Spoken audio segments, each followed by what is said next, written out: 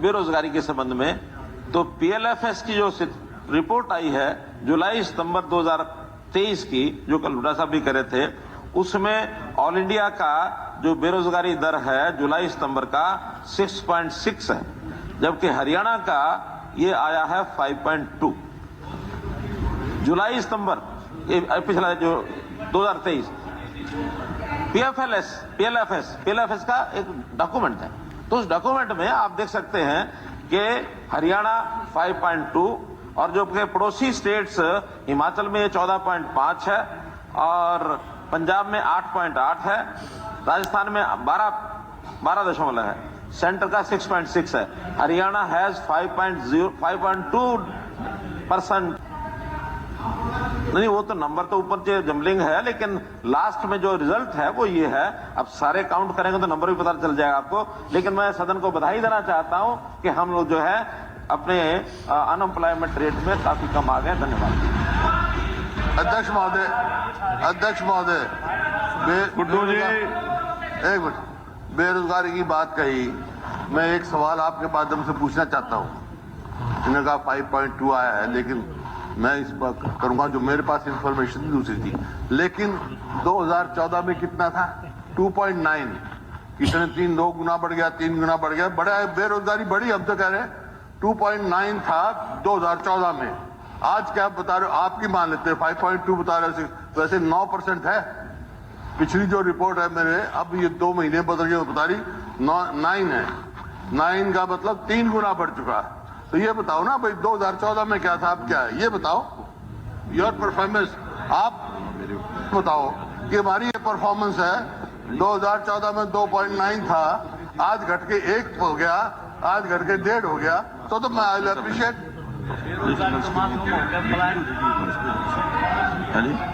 पर्ची और कोई पर्ची, दोनों चीजों के बिना सरकार में हर काबिलियत पर नौकरी देने का जो प्रावधान, नया एक मॉडल प्रस्तुत किया, वो भी हरियाणा की एक बहुत बड़ी उपलब्धि है। अगर मैं बोलूं तो इतने वर्षों से हरियाणा में अलग अलग महानुभावों के नेतृत्व में सरकार चली है, लेकिन ये पहली सरकार होगी जिसमें किसी जनप्रतिनिधि के फर्स्ट ब्लड लाइन रिलेशन में किसी भी व्यक्ति को नौकरी नहीं लगी। नहीं तो रिश्तेदारी की नौकरियां बहुत लगती रही हैं, लेकिन फिर भी एक हमारा बच्चा जो कि अपनी काबिलियत पर सरकारी नौकरी में आया, मैं उसके लिए भी उसे मुबारकबाद देती हूँ। बहुत सारी पॉलिसीज जो अभावग्रस्त लोगों को लेकर के, चाहे उसमें हम बीपीएल की राशन कार्ड की बात करें, परिवार फैमिली आईडी की बात करें, या हम ये बात करें कि पूरे देश भर में 1,20,000 वाला व्यक्ति गरीबी रेखा के अंतर्गत गिना जाता है और हरियाणा में 1,80,000 की सीमा तक इसे पहुंचाया गया। और जहां केंद्र सरकार की नीतियों के तहत से व्यवस्था बनाने की सरकार है और आज पोर्टल के माध्यम से लोगों को घर बैठे उनकी सुविधाएं मिल रही है। एक जमाना था, कहते थे जब रिलायंस का मोबाइल आया, बोले सहवाग की माँ का फोन है, क्रिकेट के मैदान में लेके जाता था, फिर उछल के कहता था कर लो दुनिया मुट्ठी में। तो मुझे अब समझ में आया, वाकई में ही अगर पोर्टल के माध्यम से जिसके हाथ में मोबाइल है तो उसकी पूरी दुनिया मुट्ठी में ही है। और मुझे इसका अंदाजा जब भी, या आपके ऑफिसर कहे, ये आपकी मर्जी है। दूसरा, आपने शिक्षा की आखिरी दूसरा सवाल है सर, कि ये रोज रोज झगड़ा HKRM, ये कब तक हम सुनते रहेंगे प्रांत के अंदर? मतलब रेगुलर अपॉइंटमेंट आप करने में असफल हैं, और HKRM में जब लंबे समय तक वो नौकरी कर लेंगे फिर आप उनको निकाल देंगे। वही इसी तरह के बहुत से इंस्टांस हैं कि इंस्ट्रक्टर हैं लोग, इतने आपके पास 10,000 की पोस्टें हैं, आप पोस्टें खाली पड़ी हैं, आप ज्वाइन नहीं करवा रहे, और 10 साल से लोग नौकरी कर रहे हैं। अब 10 साल नौकरी करके उसको बाहर निकालेंगे, वो भी पोस्टें हैं, वो भी हमने उससे कहूंगा कि वो भी पोस्टें भरे। तो ये HKRM के सिस्टम को खत्म करो सर। आप चाहे उसको कॉन्ट्रैक्ट बेस पे रखो और रखो, मेरिट पे रखो, उस टीचर्स को रखो जल्दी रखो। और ये जो जो रोज के स्कैंडल्स हैं आपके कमीशन के, छोटे कमीशन के, बड़े कमीशन को, उसको बराए मेहरबानी खत्म कर दो। मेरा ये दोनों के एचकेआरएम में ये उसमें भर्ती नहीं होनी चाहिए टीचर्स की डायरेक्ट भर्ती आप करो। चलिए नीरज जी। हालत इतने बुरे हैं कि बच्चों के बैठने के लिए 8240 कमरों की कमी है।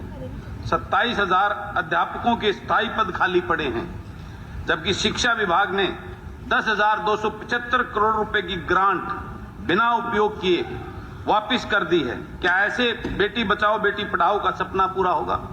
अध्यक्ष महोदय, मेरा आपसे अनुरोध है, इस गंभीर विषय पर सदन में विस्तार से चर्चा कराई जाए। ये बहुत ही महत्वपूर्ण विषय। भारत भूषण बत्रा जी। गैर खपत आदि के कारण थी।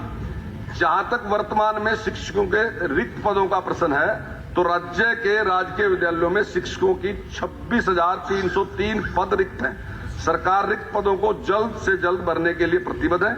नियमित नियुक्ति हेतु पीजीटी एवं टीजीटी के 12,101 पद हेतु मांग पत्र पहले ही भर्ती एजेंसियों को भेजा जा चुका है एवं शिक्षकों की कमी पूरा करने के लिए शिक्षकों के 8,446 खाली पदों को अनुबंध आधार पर भरने के लिए हरियाणा कौशल रोजगार निगम लिमिटेड को अनुरोध पत्र भेजा जा चुका है। पदोन्नति आधार पर भरे जाने वाले रिक्त पद भी शीघ्र ही शिक्षकों की पदोन्नति से भर लिए जाएंगे। इस प्रकार सरकार प्रत्येक सरकारी विद्यालय में शिक्षक उपलब्ध कराने के लिए सभी आवश्यक कदम उठा रही है।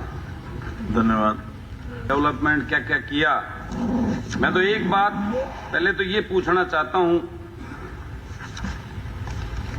और एक सदन में एक बात भी रखना चाहता हूं, अपना एक सुझाव भी, कि ये जो प्रकार के मामले, ये भी एक पर्सन जैसा ही है, ये गलत। दूसरे गांव में जो वो बेटियां जाएंगी वहां तो और ज्यादा अनसेफ होंगी। वो उनके लिए क्या व्यवस्था कर रहे हैं? वो सेफ स्कूल में जाएं और सेफ वापिस आए।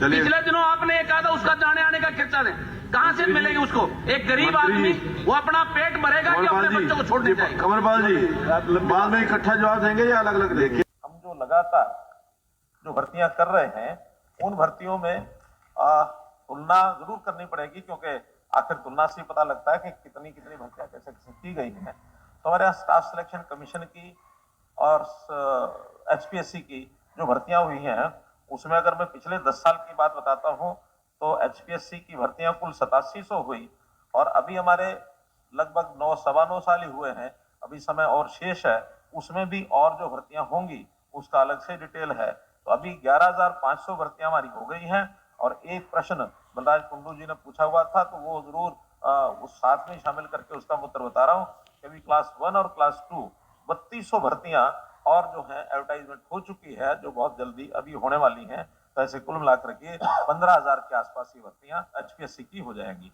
ऐसे स्टाफ सिलेक्शन कमीशन में पिछले 10 वर्ष में 93,000 भर्तियां हुई थी, और अभी हमने 9 वर्ष के अंदर 1,06,000 भर्तियां ये हम कर चुके हैं। और इसके अलावा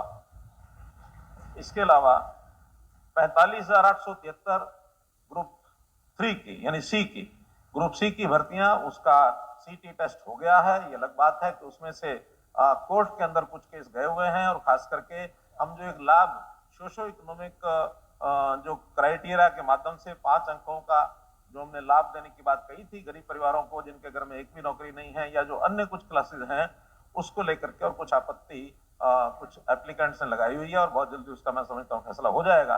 तो 48,873 तो ग्रुप सी की भर्तियां होंगी, और ऐसी ग्रुप डी का अलग से सीईटी टेस्ट हुआ है, और उस ग्रुप डी में एक प्रावधान है कि जब रिजल्ट आएगा, क्योंकि वो भी लगातार 3 साल के लिए रिजल्ट निकाल के रखा जाता है, 3.5 लाख के लगभग लोग उसमें पास हुए हैं, उनका कोई इंटरव्यू नहीं होना है, केवल रिजल्ट के आधार पर ही उनकी जो नियुक्तियां हो जाएंगी, जो भी उसमें क्वालिफाई करेंगे, मेरिट पर आएंगे।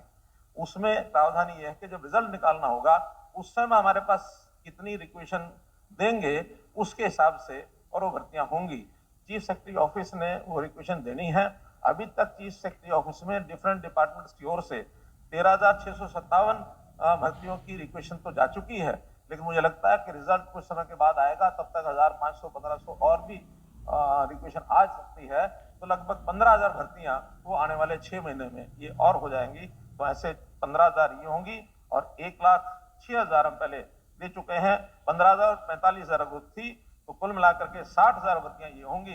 तो इस 10 साल में हमारा अनुमान है 1,67,000 भर्तियां ये ग्रुप सी और डी की ये हमारी कंप्लीट हो जाएंगी।